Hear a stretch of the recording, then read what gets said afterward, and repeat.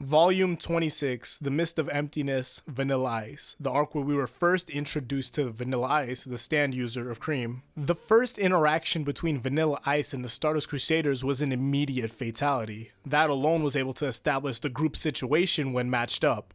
See, the group had been split up by having two groups of three, the first group being taken away by Talon's T. Darby, and the second group waiting for the first group to come back. First group being Jotaro, Joseph, and Kakyoin. Second being Polnareff, Avdol, and Iggy. Well, why wait for the first group to come back? Well, the loss of the number one, range, and the fear of the unknown. Atom, the stand of Talon's Darby, had enough strength to pull in Jotaro while being held by both Kakyoin and Joseph. By disappearing in front of them, there are so many thoughts when it comes to the second group. We learn later that Darby just wants to play some games at the cost of people's souls, but he's not overpowering the first group with ridiculous strength or faster than eyesight speed.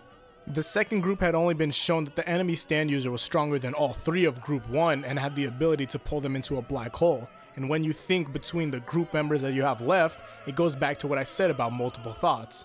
One being to continue on into the mansion despite what was told to them. So what do? They act on further pursuing Dio. Now the combination of Avdol and Iggy should be enough when it comes to detecting life. It should easily detect any form of life including stands and stand energy. Kenny G, the stand user that they had detected with the combination of life detector and Iggy's sense of smell.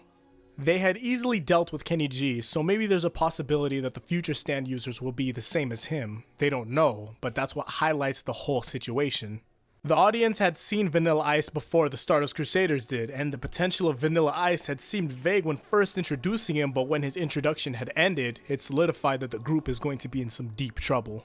After the defeat of Kenny G, the group had turned to more of a neutral mood and not as cautious as they were when they first entered. They are very much alert when it comes to detecting, but since they have reliable detection, they don't have to be on their toes as much. But all attention is drawn back to Avdol, and this is where the art of the unknown begins. After defeating Kenny G, the life detector had gone back to normal with the flames now reacting to anything, but on his hand, someone had carved directly into the stone wall. When you turn your heads, you will die. So in this instance, what is there to do that would seem rational? If I don't turn around, will I still die? If I do turn around, do I immediately fight? What is behind me? What had seemed rational to Avdol was to turn around despite the warning.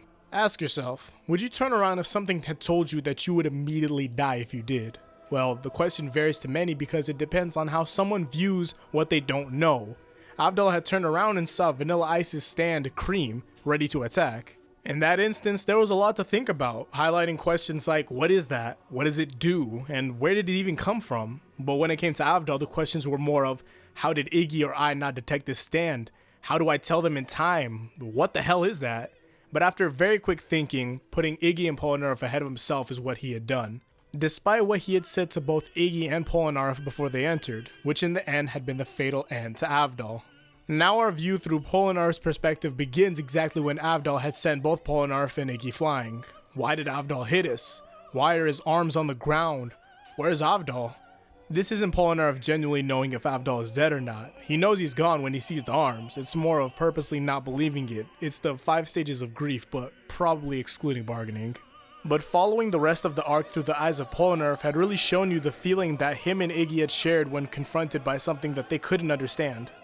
By itself, the scene was enough to show you exactly what they were going through. Iggy specifically, when focusing on him, had shown that he's very much overwhelmed when Vanilla Ice reveals himself inside of Cream.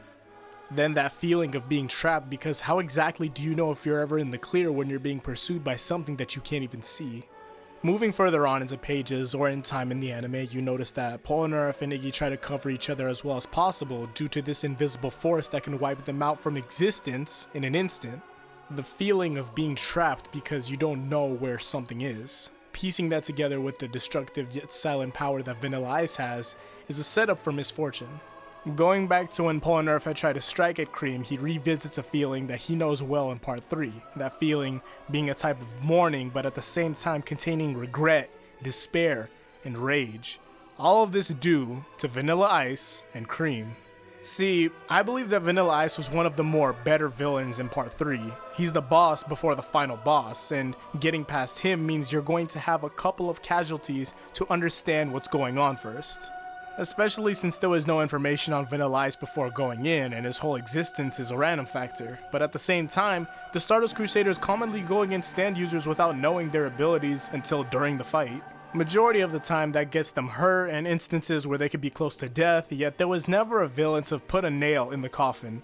Vanilla Ice was the first to do so off of his first attack on the group, which is a lot to say about his rank versus Dio's other lackeys. Vanilla Ice still very much follows under Dio like a servant, and there's no equal ground between the two. The only way Vanilla Ice could look at Dio is if he's looking up, meaning that he puts Dio on this large pedestal, at this point not even being a pedestal but possibly a tower of some sorts, yet the combination of those two is art. Dio and Vanilla Ice, the original combination of time and space. Araki had stated that the manipulation of space and or time gives a villain the property of being ridiculously strong. Imagine if Dio and Vanilla Ice had worked together when the Stardust Crusaders had came into Dio's home. Dio grouping them up together and stopped time to be right in front of Cream. Now, for that to be working, there would have to be timing and other tidbits, but regardless, the combination of those two would be deadly. Vanilla Ice alone could have taken out 3 of the Stardust Crusaders, but that didn't happen because Vanilla Ice wanted to set some sort of mood and positioning, where he could be in the position to say, "You guys had lost as soon as you entered."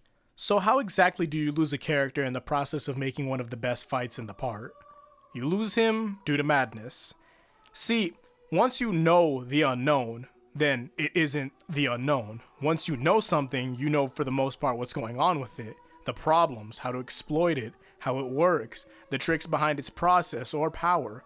Once you remove Vanilla Ice out of his shell, which in this case would be Cream, you would just have another follower of Dio.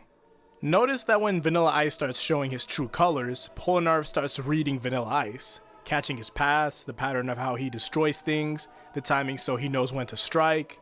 It all comes to fruition when you start to know what you didn't. Although it did seem that Polnareff had lost when it came to the final moments of him and Iggy versus Vanilla Ice. Even though Iggy was supposed to be out of commission, he does save the day. My issue on it that Iggy didn't save the day though. My grip is how Cream works. Both Vanilla Ice and Cream can't see when they're devouring everything, so basically what Cream had done with the spiral was a physical interpretation of the process of elimination. It's not here or there, but if I go all the way around to the last dot, I'm going to find it. And in the midst of that, you have Polnareff actually going through the stages of grief that I had previously mentioned. Except his bargaining was replaced with optimism in a sense, his best case scenario being that his friends would end up saving him and taking care of this whole mess. So you get his denial from the loss of a friend, the anger/fear caused by the unknown power of Cream, his optimism when getting his chances of survival literally spiraling down, and well, I wouldn't consider it to be depression in this case. At the same time, I wouldn't be saying that he's putting on a front either when he's saying he's going to be saving Iggy and all. He came to acceptance pretty quick, which is the last step. He had believed that Iggy had to be the one to tell the others about what had happened. Somehow. I'm not even sure exactly how he would do so, that being a dog. Explaining how Cream works by barking seems like a pretty difficult task, but regardless, he put that trust into Iggy. Iggy had used said trust and redirected it back to Polnareff, which had ended up in a second loss of a member. It's sad. Polnareff had accepted death and said goodbye to Iggy, yet it was Iggy to meet his fate. But in the last moments, now you have Vanilla Ice out of his shell and Polnareff with more resolve than ever. Then the final fight had seemed one-sided due to Polnareff's flurry of attacks with ease and Vanilla Ice repetitively coming back, but it never seemed like Vanilla Ice could pull off the win anyways, so what had happened? Did Vanilla Ice think less and less when compared to when he was first shown? Yes, it's very easy to say that Vanilla Ice had changed in some ways, but that's not why he lost. See, Vanilla Ice had lost due to him turning into a vampire, for one, but the biggest reason is because he lost the unknown factor. See, you can't remove a key factor of something because then that specific thing is no longer the same anymore. Imagine removing stealth from a ninja, speed from a runner, the secrets of a secret agent, anything has a key trait that defines it, and when you remove that trait, then it's nowhere near the same. Vanilla Ice had become massively exploitable and weak, even when being compared to someone who could barely even get up. Vanilla Ice was the character that had the power in the darkness of the unknown. But it was all over as soon as Polnareff had shown him the light, or well, pushed him into the light. So thank you guys so much for watching. I had been wanting to do a stand/character analysis for a while, but I wasn't okay with just looking at the stand. I believe that there's a lot to characters and stands, and I would love to go over any possible connection that would fit best with the video. If you guys made it this far, thank you again. Thank you again so much. I would love to know if you guys like these longer videos. I would love to do more of these because they're very much, I would like to do more of these if they're very requested for. That's what I'm trying to say. I would appreciate all support. I appreciate all the support from the last video, and I would love to know if you guys did enjoy this video by leaving a like or commenting if you guys want another one of these. You can also put what character stand you guys want me to talk about, or you could even put a part of where I could just pick the stand from that part.